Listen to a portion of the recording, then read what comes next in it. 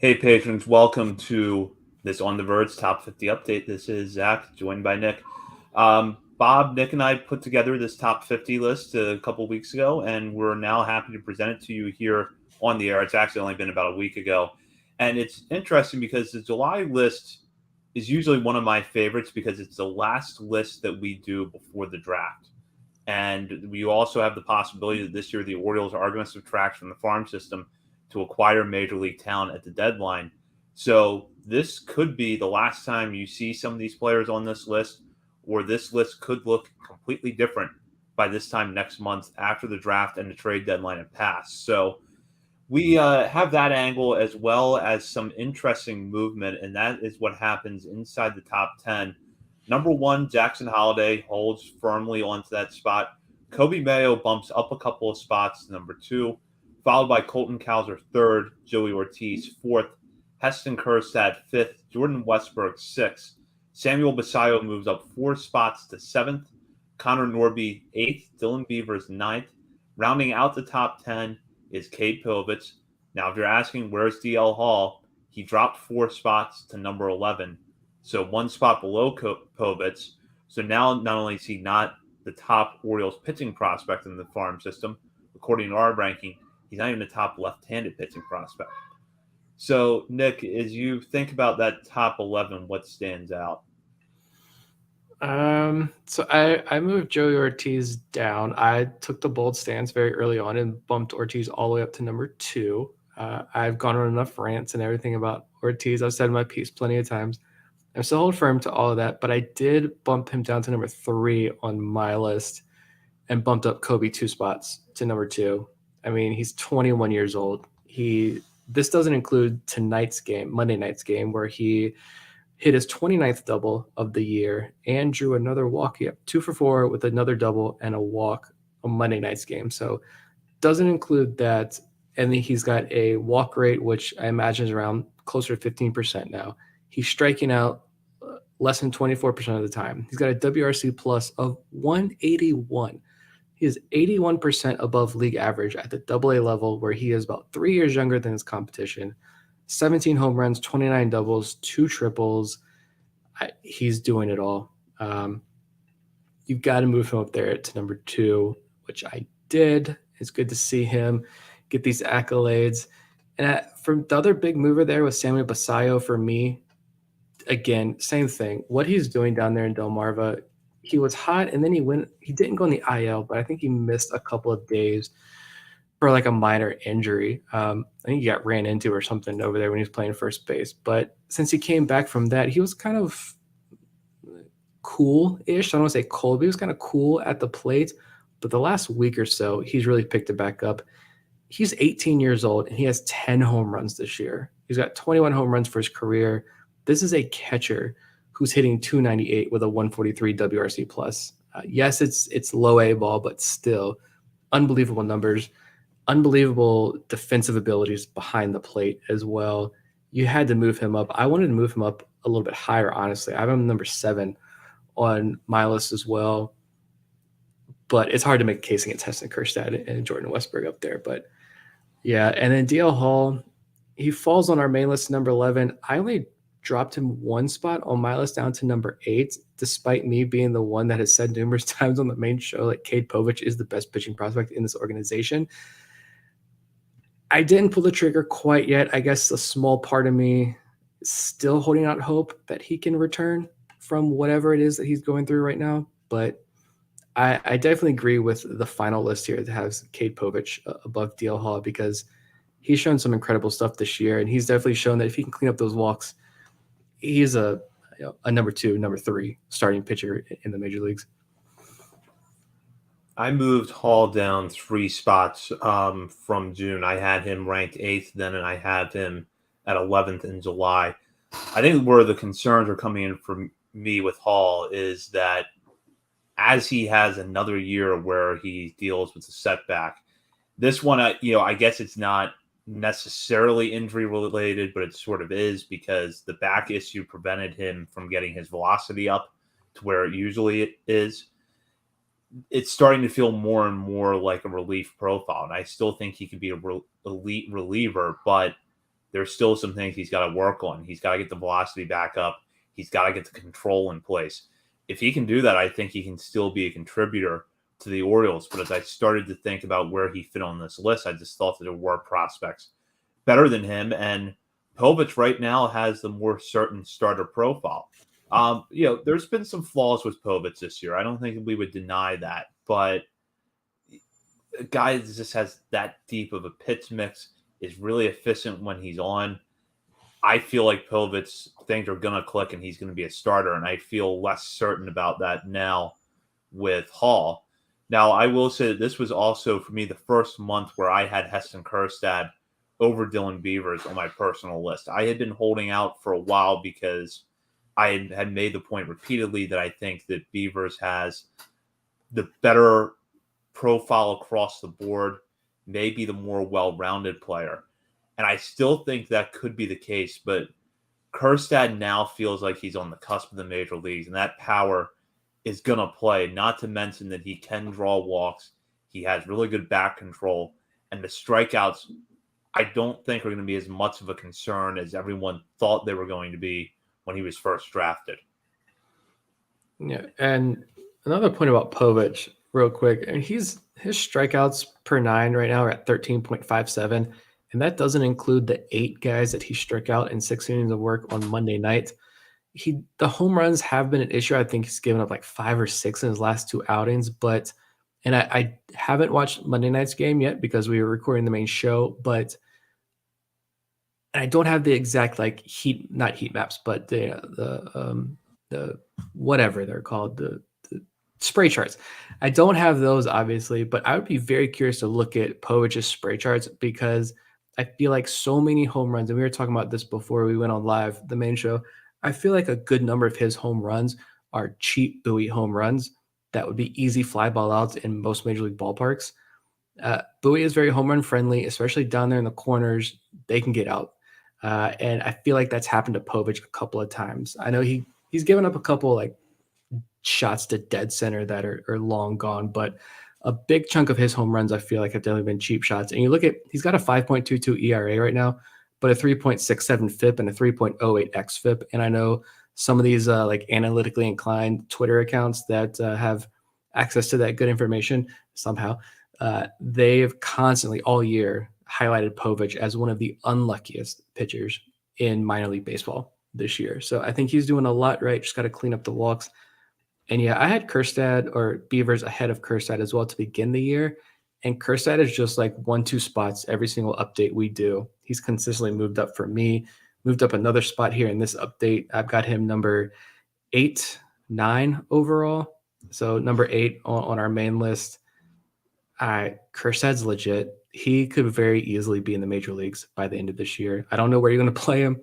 You got Colton Cowser banging on the door. He should be in the major leagues as well. Apparently, Mike Elias says he's ready for a phone call, and like you're the guy who makes calls, Mike. So get on that. But I don't know where Kjerstad fits, but he could be in the major leagues a month from now. No questions asked. I feel like.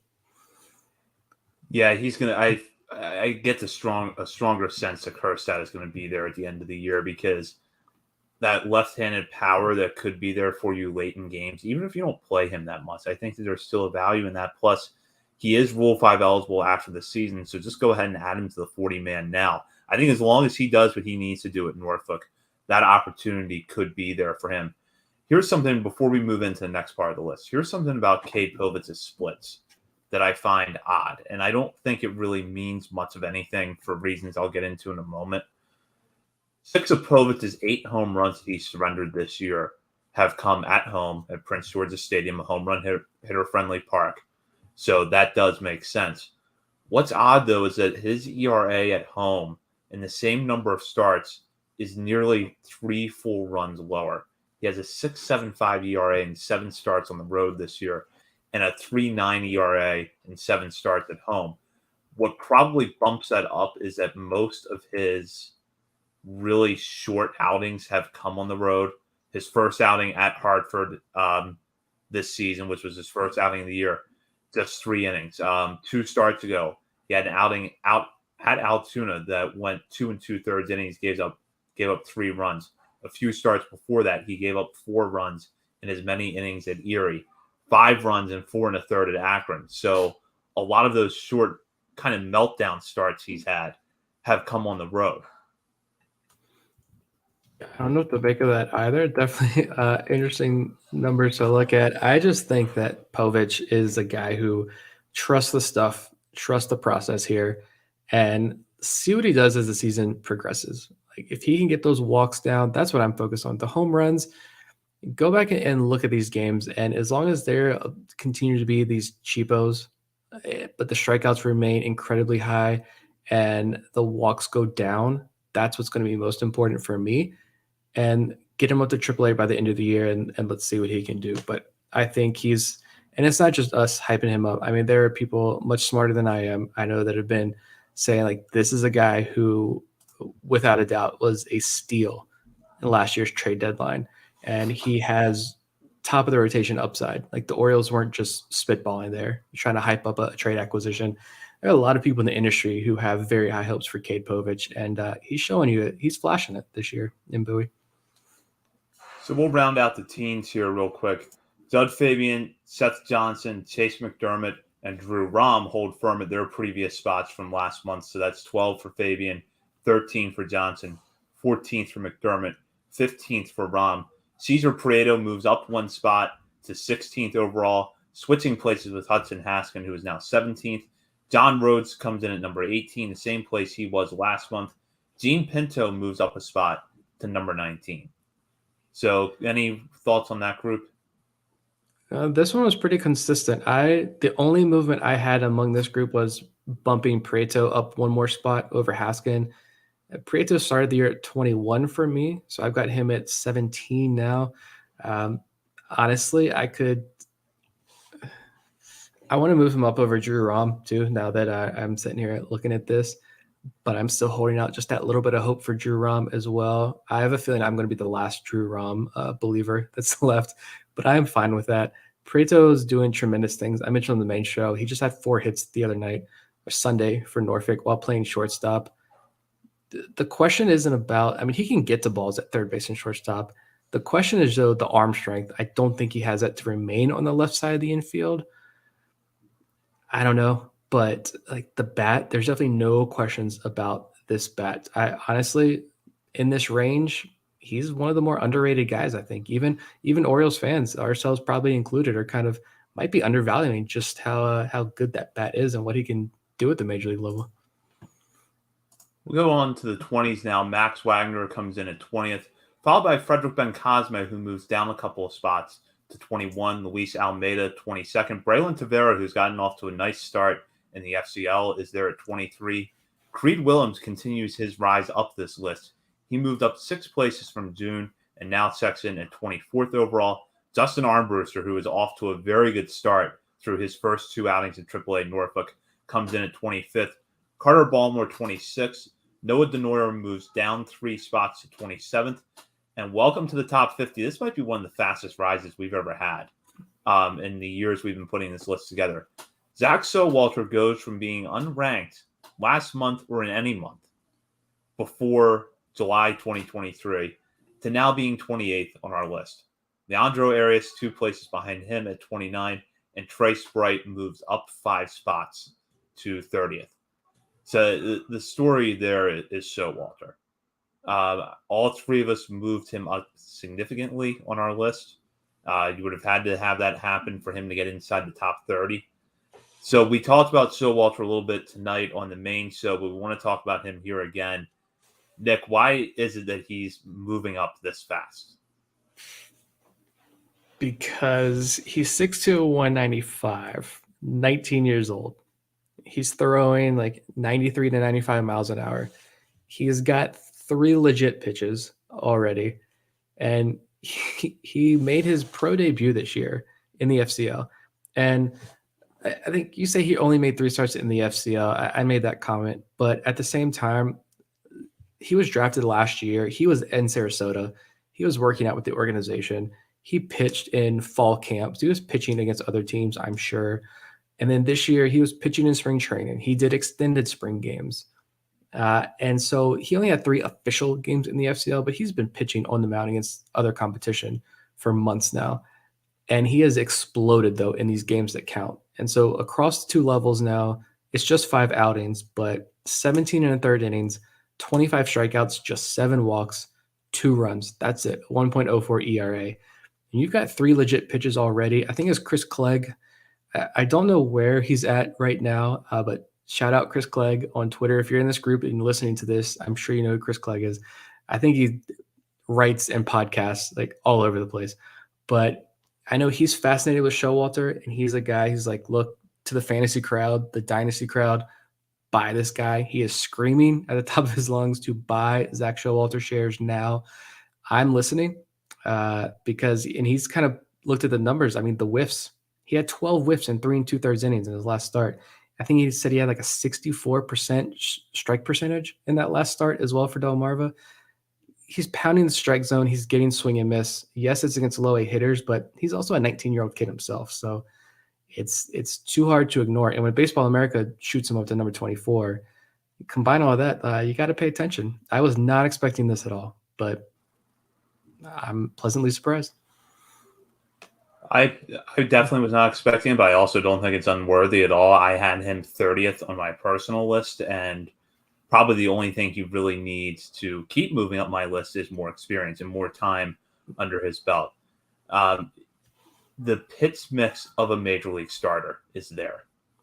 You can see that. You talked about the fastball right now riding 93, 95, and I think that he's going to be an interesting case study, if you will, to see can the Orioles go for a guy who has the kind of traits they like, which is what we were hearing about with Showalter last year, and then kind of slowly prepare him for game action, but then move him aggressively once he is in there.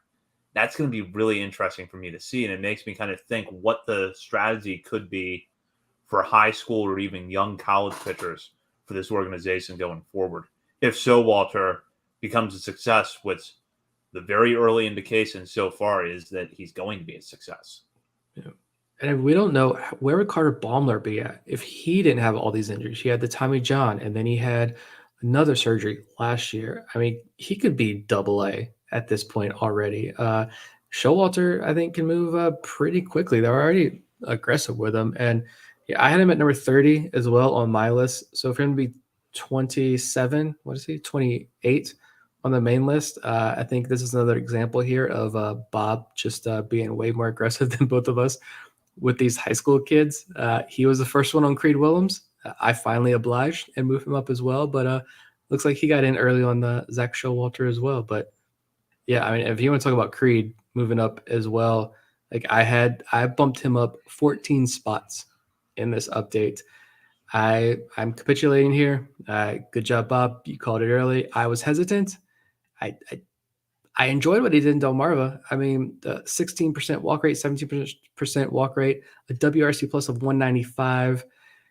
Let this kid get another year. We heard from the organization, you're going to see a lot of these guys in Delmarva repeat the level because they're getting pushed up earlier than normal because of the lack of short season ball. But there were some guys that they were super high on that they thought would have a breakout this year. And Creed Willems, I mean, if you want to call it a breakout, I don't know if there's a stronger word to use, but that's the word you use. And now he gets jumped up to high A. Is he still 19? Yeah, no, 20. He just turned 20 earlier this month on June 4th. Last month, it's July 4th now by the time people are probably listening to this. So he turned 20 a month ago, but he's in high A, and he has a 102 WRC plus. So not mind-blowing, but he's still a catcher, 20-year-old catcher in high A, who is essentially a league average bat, 321 on base percentage, still walking at a 12% clip, and he still has 5 home runs and 106 plate appearances. So I am bought in on the Creed Willems train here. Absolutely. What stood out to me when I had the chance to see Willems earlier this year at Delmarva is he's got a really nice really nice line drive stroke when he goes the other way, but he's got true power out to right and right center field. We saw that in a recent game in Wilmington. He had a home run out to right center field that was hit really hard. They've done what they can to get him behind the plate with having Silas Ardoin and Aberdeen, but I think that he handles the position well when he's back there. He works well with the pitching staff, and he plays a pretty solid first base. So everything so far for him this year has really been paying off. He's playing well on both sides of the ball. And I think now you can definitely look at him as a legitimate prospect and a guy that's going to provide some left-handed power, a little bit of positional flexibility. That if he doesn't work out a catcher, maybe first base is a good solution for him. But I still think he could work out behind the plate. Oh yeah, he's got incredibly strong arm. Basayo's sticking back there as well. They're not moving either of these guys off from behind the plate. I don't think anytime soon, to be honest. We'll go now into the 30s. I mentioned Trace Bright moved up 5 spots to number 30. Ryan Watson comes in behind him at 31st. Carlos Tavera, 32nd. Davy Cruz, 33rd. Now, here's the biggest jump in this group. Carter Young goes up 6 spots to 34. He's followed by Reed Trimble, who drops 9 spots down to 35. Kyle Bronovitz moves down a couple of spots to 36, but he's back now as he's working his way back from Tommy John surgery. So I expect he'll probably move up a couple of places next month. Chris Valmont, right behind him at 37th. Anderson De Los Santos, 38th. Zach Peak, 39th. And Juan Nunez, 40th. So Carter Young's jump here, right, I think is kind of interesting because Young's season has been all over the map. He struggled to make contact, but he had a hot streak in June where he was one of the best hitters, certainly Delmarva's best hitter, and maybe one of the best hitters in the Orioles farm system for about a 2-week stretch. We knew that Young was going to be a project coming into the season. We talked about it a lot. And as I said repeatedly, it's possible you could look at our preseason rankings where I think we had Young like somewhere in the 30 to 32 range, and say we were either way too high on him or we were way too low on him. I have thought both of those things at various points this year, mostly that we were a little bit too high on him. But there's flashes of a better player appearing more recently. So, Nick, what are you kind of seeing with Carter Young right now compared to what we saw earlier this year? I mean, I'm not seeing the power. I thought I'd see more from Carter Young, to be completely honest, up to this point. I mean, the numbers are improving. He only hit 156 in April, got that up to 289 in the month of June. He also has a season high 6 extra base hits in June as well. I think he had a pair of home runs there. I think the ceiling's still high. It's just he's not showing the power. He's got an ISO of 091 and he's striking out at a 27% clip. It's tough for me. I had him. I was shocked to see him there on our overall list, to be honest, because I have him at number 36 and he fell 2 spots on my list. So is that you, Bob? Rocking it up, Carter Young. But he's dropping on my list, if I'm being honest. I wanted to see more. I thought I would see more. He is a big time project, and I have no issues with what was it, like 1.3 million, whatever they gave him as a signing bonus. I have no issues with that. Throw that money at him and see if you can get something out of him. I would do that again in a heartbeat. I'd do that 10 out of 10 times. But he's an older guy from Vanderbilt who was going to go play for LSU this year, top high school recruit in the country. I just thought at this point in Delmarva, we'd see more power or brighter flashes at least. I get real Caden Grenier vibes from Young. Yeah. And I think it's because both are good defenders. Both came from good college programs. They can draw walks, but they also strike out a lot, and they strike out way too much for someone who doesn't hit for power. That's the issue that Young has right now. I moved him down 2 spots on my list. He dropped from 31 for me in June down to 33 in July. If he can go out and have a good July, he'll probably continue to stay in that 30, 34 range for me, depending on how the draft shakes out. But he's definitely got to get it going at the plate a little bit. I said earlier this year that I wouldn't be disappointed if he stayed in Delmarva all year, and I still stand by that opinion.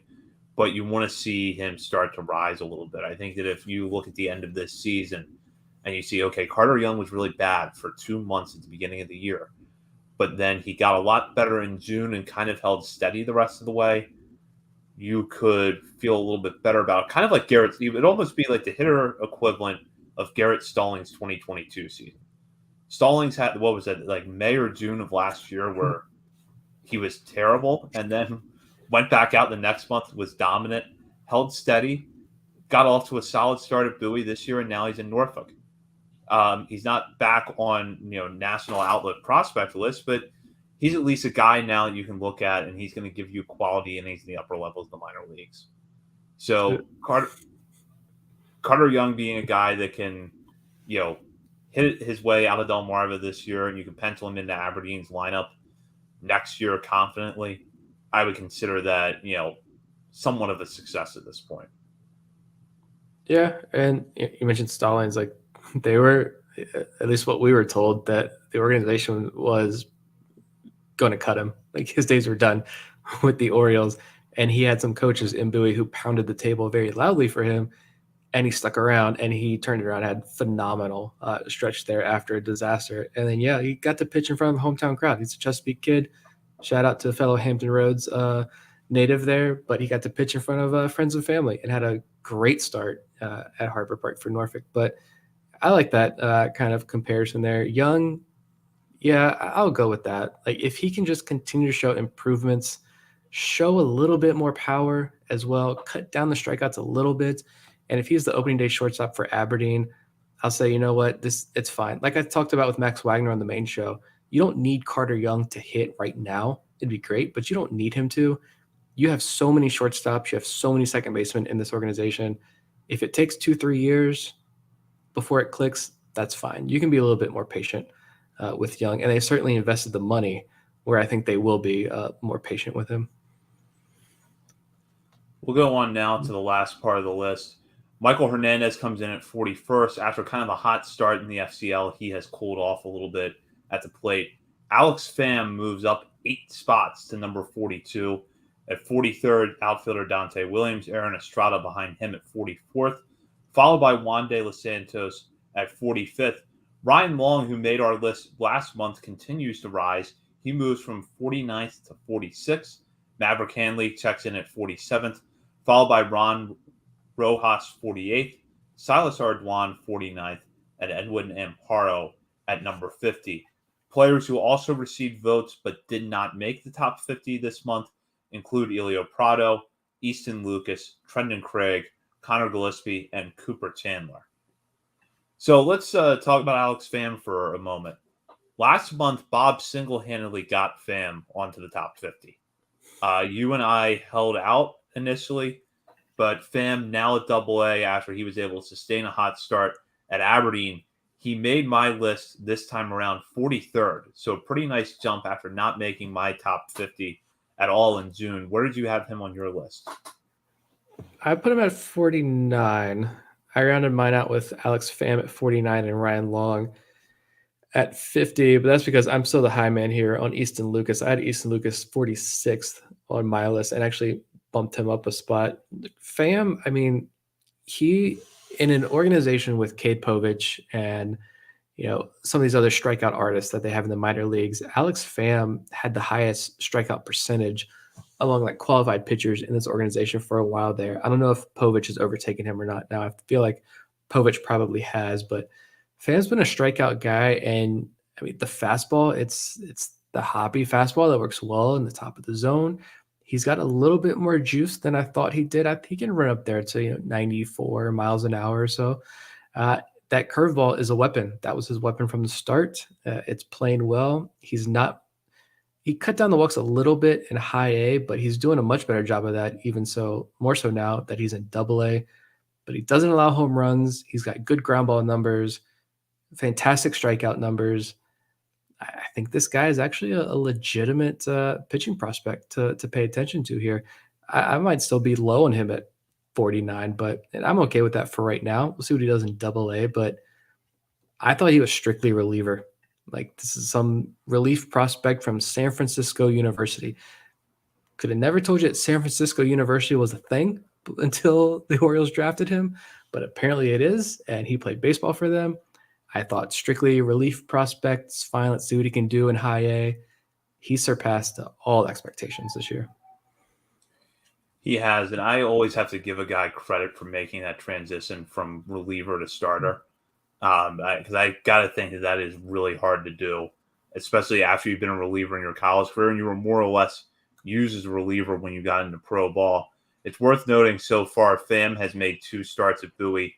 10 innings pitched, he's given up 2 earned runs. That gives him a 1.8 ERA, 5 hits allowed with 7 strikeouts against 3 walks. I think for the reasons you talked about, he's been very successful this year.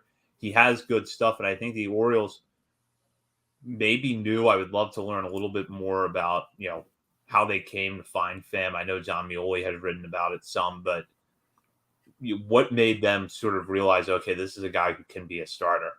And now he's starting games at Double A. And in my mind, if you're able to start at Double A and be successful, that does a lot to boost your possible value in the major leagues. Even if you're not going to come into the major leagues as a starter or stick as a starter there, the conversation about you can get a lot more interesting. And I think that's been the case with Pham this year.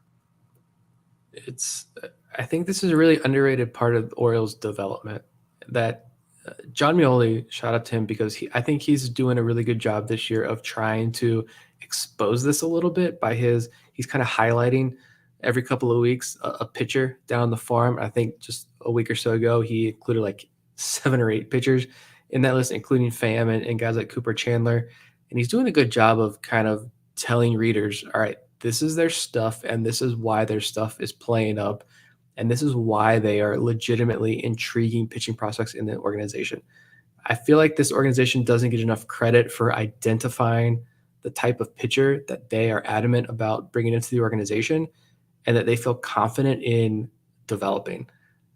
Because, you're taking guys like Alex Pham and, I'm trying to think of some others off the top of my head here.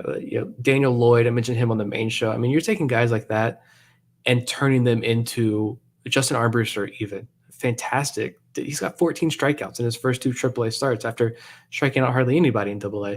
You're finding guys like that and turning them into legitimate pitching prospects, even if they're just back in the top 30 guys. And this is why I don't think they get enough credit as to, like, you bring a guy like Kate Povich into the system, what they can do with him. What if Hurston Waldrop falls to the Orioles? We're talking about the draft on the main show. What if a guy like Hurston Waldrop falls to the Orioles? Could they legitimately turn him into an ace? I don't think the Orioles are getting enough credit for the pitching development because, granted, we haven't seen it, and Grayson kind of hurt that a little bit this year so far, at least in his first go in the big leagues. But I just don't think they're getting enough credit here for the pitching development. Yeah, absolutely. I think Pham could be a guy that you look at as a success story. I feel really good about the way things are going for Armbruster right now, and I'm glad you brought him up because we kind of skipped over him earlier. But it was interesting that Armbruster came into this season knowing that he had adjustments to make. He talked about that when he was on our show back in December.